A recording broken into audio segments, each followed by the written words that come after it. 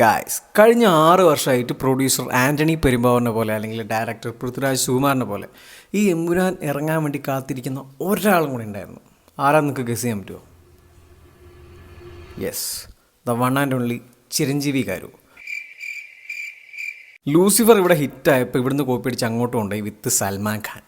ഈ എമ്പുരാൻ ഇറങ്ങുമ്പോൾ അതും കൂടെ കോപ്പി അടിക്കാൻ വേണ്ടി ഇരുന്നായിരുന്നു, അല്ലെങ്കിൽ റീമേക്ക് ചെയ്യാൻ വേണ്ടി ഇരുന്നായിരുന്നു. പക്ഷേ ഇതെല്ലാം കണ്ട് പേടിച്ചിട്ട് റിയൽ ലൈഫ് ഹീറോ അല്ലാത്തതുകൊണ്ട് പുള്ളി ചെയ്യുമോ എന്ന് എനിക്കറിയാൻ പാടില്ല.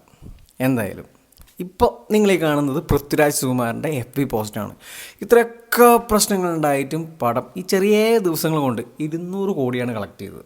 പിന്നെ പടം ഇറങ്ങി ഫസ്റ്റ് ഡേ തന്നെ ഞാൻ പറഞ്ഞിരുന്നു നമ്മുടെ ഗുജറാത്ത് കലാപത്തിൻ്റെ ഭാഗങ്ങളൊക്കെ കുറച്ച് ഇൻറ്റൻസിറ്റി കൂടിയ രീതിയിൽ നമ്മുടെ പടത്തിൽ കാണിച്ചിട്ടുണ്ട്. അത് ചിലപ്പോൾ നോർത്ത് സൈഡിലേക്കൊക്കെ ചിലപ്പോൾ പ്രശ്നങ്ങൾ ഉണ്ടാവാൻ സാധ്യതയുണ്ട് എന്ന് ഞാൻ പറഞ്ഞിരുന്നു. കാരണം ഇതൊരു പാൻ ഇന്ത്യൻ ചിത്രമാണല്ലോ.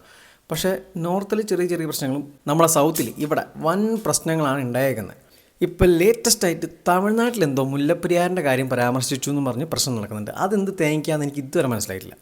എന്തായാലും കാണാനുള്ളവരെല്ലാം മൊത്തം പടം ആദ്യത്തെ ഒരാഴ്ച കൊണ്ട് തന്നെ എല്ലാവരും കണ്ടു. ഇനിയിപ്പോൾ അത് എഡിറ്റ് ചെയ്ത് ഇറക്കിയാലും സംഭവം എന്താണെന്ന് എല്ലാവർക്കും അറിയാം. ഈ സംഭവം നടക്കുമ്പോൾ ജനിച്ചിട്ട് പോലും ഇല്ലാത്ത 2K കിഡ്സ് അടക്കം സംഭവം എന്താണെന്ന് കണ്ട് മനസ്സിലാക്കി അതിനെപ്പറ്റി സെർച്ച് ചെയ്തു. ഗുജറാത്ത് കലാപം എന്താണ്, അതിൻ്റെ ഇൻറ്റൻസിറ്റി എന്താണ്, അതുപോലെ അതിന് മുൻപ് നടന്ന ട്രെയിനിലെ തീവെപ്പ്, ഇതെല്ലാം എല്ലാവരും സിനിമയിലൂടെ ചെറിയ പാർട്സുകൾ കണ്ടെങ്കിലും ഇതിൻ്റെ ശരിക്കുള്ള കഥകൾ എന്തൊക്കെയാണെന്നുള്ളതെല്ലാം എല്ലാവരും നെറ്റിലൂടെ സെർച്ച് ചെയ്ത് സംഭവം മനസ്സിലായി.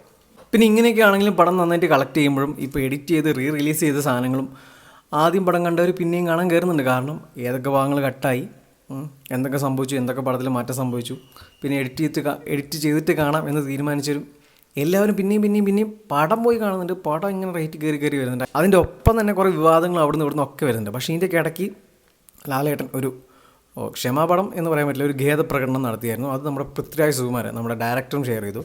പക്ഷേ ഇവിടെയാണ് നമ്മുടെ റിയൽ ലൈഫ് ഹീറോ എന്ന രീതിയിൽ നമ്മുടെ മുരളി ഗോപി വ്യത്യസ്തനാവുന്നത്. അതങ്ങനെ ഒരു മനുഷ്യൻ. ഞാൻ പൃഥ്വിരാജ് സുകുമാരൻ്റെ അതുപോലെ ലാലേട്ടൻ്റെ ഒക്കെ ഫേസ്ബുക്ക് പേജ് നോക്കി ഈ ഖേദപ്രകടനം രണ്ടുപേരും ഷെയർ ചെയ്തിട്ടുണ്ട്. പക്ഷേ മുരളി ഗോപിൻ്റെ ഫേസ്ബുക്ക് പോസ്റ്റുകൾ കണ്ടിട്ടുണ്ട്. ലാസ്റ്റ് ഈദ് മുബാറക്ക്, ഇത് പുള്ളി സിനിമയിൽ പറയുന്ന പോലെ തന്നെ. എൻ്റെ വീടിൻ്റെ ചുവരിൽ ഒരുപാട് പേരുടെ പടമൊന്നുമില്ല, ഒരാളുടെ പടവേ ഉള്ളൂ, എൻ്റെ തന്തയുടെ മാപ്പ് ജയം പറയില്ല. ശരിക്കും പറഞ്ഞ് നമ്മുടെ ഫണ്ടമെൻ്റൽ റൈറ്റ്സിൽ നമ്മുടെ സമത്വം, സ്വാതന്ത്ര്യത്തിലുള്ള അവകാശങ്ങൾ 19(1) അഭിപ്രായ സ്വാതന്ത്ര്യം. അവരവരുടെ അഭിപ്രായം സിനിമയിലൂടെ ഇറക്കി. ഇത് ചരിത്രത്തിനെ വളച്ചൊടിച്ചിട്ടൊന്നുമില്ല. നമ്മുടെ വിഭജന കാലം തൊട്ട്, ഇന്ത്യ ഡിവൈഡ് ചെയ്ത കാലം തൊട്ട് തന്നെ ഇവിടെ വർഗീയ പ്രശ്നങ്ങൾ നടക്കുന്നുണ്ട്. അതിനുശേഷം കുറേ കാലങ്ങൾ കഴിഞ്ഞ് ഇന്ത്യയിലുണ്ടായ നടക്കാൻ പാടില്ലാത്തൊരു സംഭവം അതിനെ അവരൊന്നും കൂടി ചിത്രീകരിച്ചു. അത് അവരുടെ ഇഷ്ടമാണ്, സിനിമയുടെ ആവിഷ്കാര സ്വാതന്ത്ര്യമാണ്, അതിൽ നമുക്കൊന്നും പറയാനില്ല. ഇനി നമ്മുടെ ഭാഗത്തേക്ക് വന്നാൽ ഈ വിവാദങ്ങളൊക്കെ യൂട്യൂബിലും TV-യിലും പത്രത്തിലൊക്കെ നോക്കി രോമാഞ്ചം ചെയ്ത് മറിയുന്ന നമ്മുടെ അവസ്ഥ എന്താ? ഈ സിനിമ കാണാൻ വേണ്ടി എടുത്ത ടിക്കറ്റ് അതിൻ്റെ പൈസ ഇനി എവിടെ നിന്ന് ഉണ്ടാക്കും? അതാണ് ഒന്നാമത്തെ അവസ്ഥ.